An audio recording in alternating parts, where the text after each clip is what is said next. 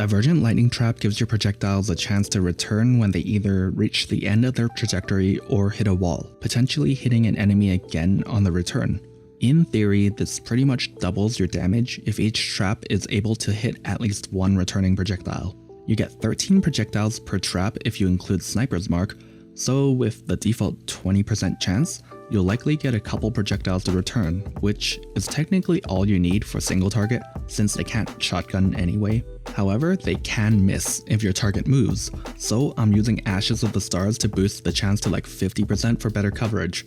This also improves your map clear since the returning projectiles can clean up stragglers that don't get hit by the initial trigger. Due to this mechanic, I think Lightning Trap is the best all-around trap skill. It has the best clear and some of the best damage because of the Divergent gem.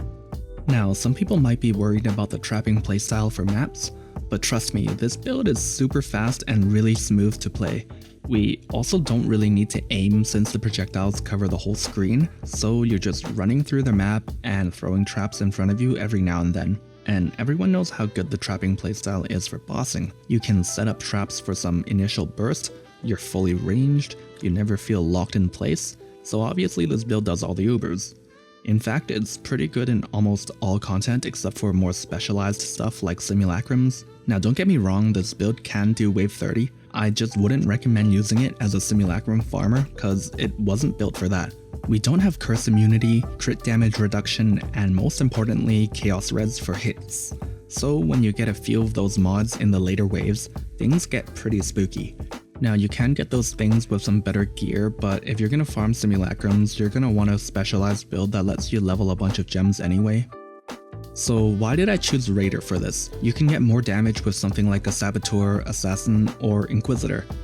Well, Raider gives you a lot of quality of life. Gearing is easier with that suppression and ailment avoid, we get a lot of speed with the onslaught effect, and free phasing, which is almost mandatory on trappers for me cause you don't instantly kill the monsters in front of you, so you get body blocked a lot. It also gives you the ability to steal Nature's Boon from Pathfinder, which in conjunction with some passives on the tree and some belt mods, gives you permanent flasks, which I try to get in almost all of my builds.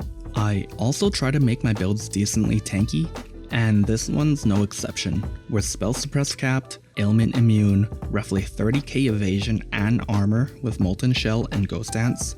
We run 2 disorienting displays, which actually gives you a persistent blind aura, so you're rarely getting hit with attacks. We're also Wise Oak balanced, which helps us with elemental damage.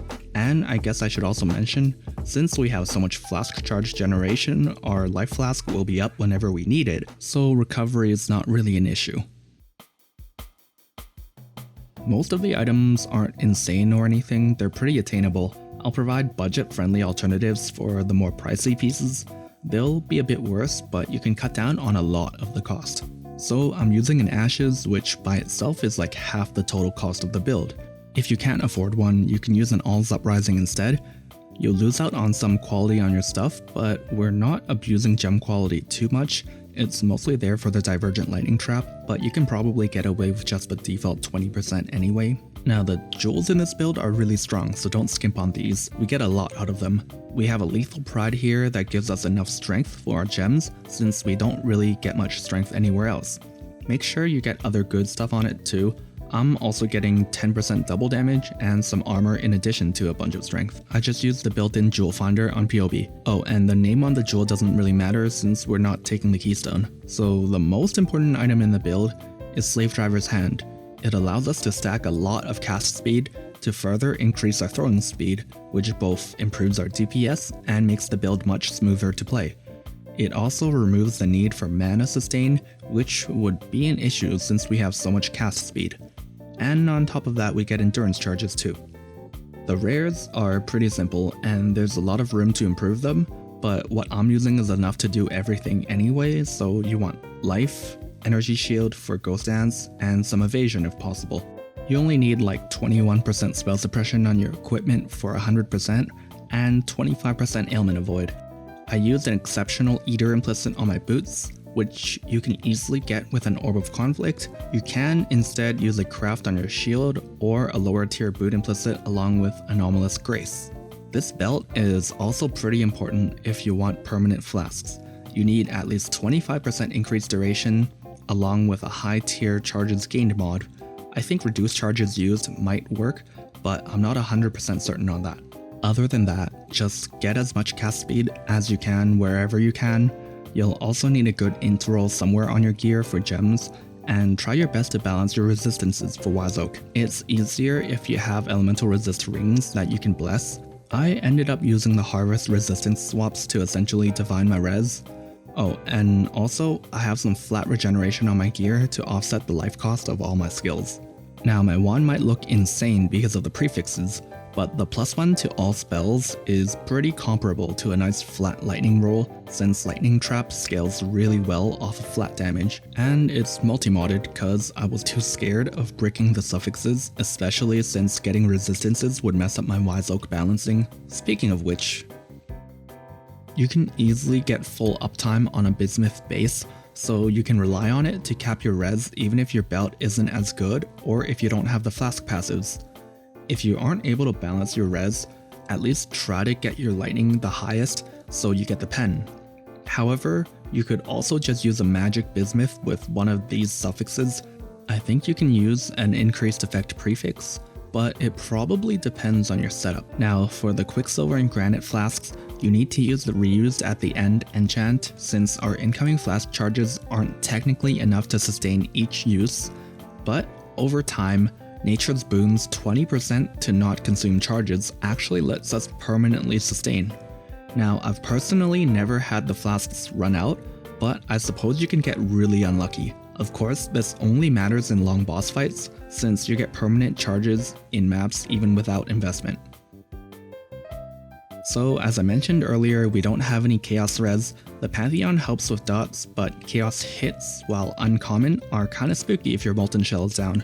So if you have better rares, you can probably fit in some Chaos res or maybe an Amethyst flask. You don't need to be capped, but having positive Chaos res would be pretty nice. Sunblast is a valid option for Lightning Trap. I think it mostly comes down to playstyle, however, I think it's better for builds that don't scale a bunch of throw speed. Sunblast adds a delay, which essentially caps our DPS in this setup, cause we very quickly exceed the trap limit before the traps can go off. So you need to stop throwing them to let them explode, cause otherwise you'll keep overriding them. Now it's not as bad as it sounds, since you need to move around a lot in Uber bosses anyway, and it also allows you to throw your traps wherever you want and have them all go off and hit the boss. In my current setup, if the boss is moving or if my aim is slightly off, some of your traps don't go off, which is a DPS loss. However, I prefer to not use Sunblast since you lose out on certain mechanics that require your trap to be triggered by an enemy, and the delay doesn't feel as nice for mapping. If you want to save 10 Divines, just use normal Defiance Banner and Determination, they're only a little bit worse. And if you can't afford a level 4 Enlighten, take the Grace Reservation Mastery. As always, if you're planning to change anything to do with Reservation, test it out on PoE first, just in case. Anyway, that's all. If I missed anything or said anything wrong, feel free to correct me. If you liked the video, consider tossing me a like or sub. See ya.